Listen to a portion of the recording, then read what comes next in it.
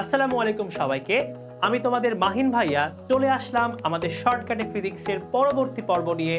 আজকের পর্বে আমরা খুবই মজার একটা টপিক শিখব। চলো প্রথমে দেখে নিই পর্বটির নাম কি। পর্বের নাম হচ্ছে বর্গের কেন্দ্রে বিভব শূন্য হলে চার্জ কত। অর্থাৎ আমরা কি করব, একটা বর্গের তিনটা শীর্ষতে আমরা চার্জ বসাবো। যদি বিভবটা শূন্য হয় বর্গের কেন্দ্রে, তাহলে অপর চার্জটি কত হবে এটাই আমাদের বের করাটা আজকে কাজ।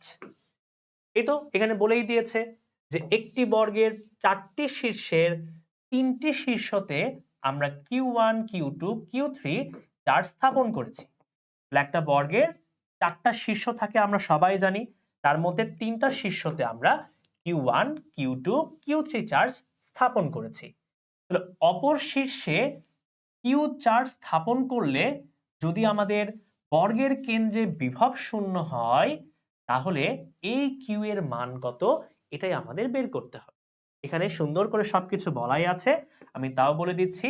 এটা একটা বর্গ, এই বর্গের চারটা শীর্ষ, এর মধ্যে তিনটা শীর্ষতে আমরা Q1 Q2 Q3 চার্জ স্থাপন করেছি। তাহলে আমরা চাচ্ছি যে এখানে এমন একটা চার্জ কিউ স্থাপন করব যেন এই তো এই কেন্দ্রে আমাদের বিভবের মান হয় শূন্য।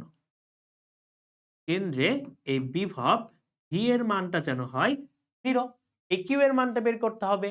এটা দুনিয়ার সব থেকে সহজ শর্টকাট। আমরা কি করব জানো, আমরা সিম্পলি এই কিউ এর মানটা এইভাবেই বের করতে পারবো। কিউ সমান কি হবে, একটা মাইনাস সামনে দিব, দিয়ে বাকি তিনটা চার্জ যোগ করে দিব। এই তো Q1 plus Q2 plus Q3।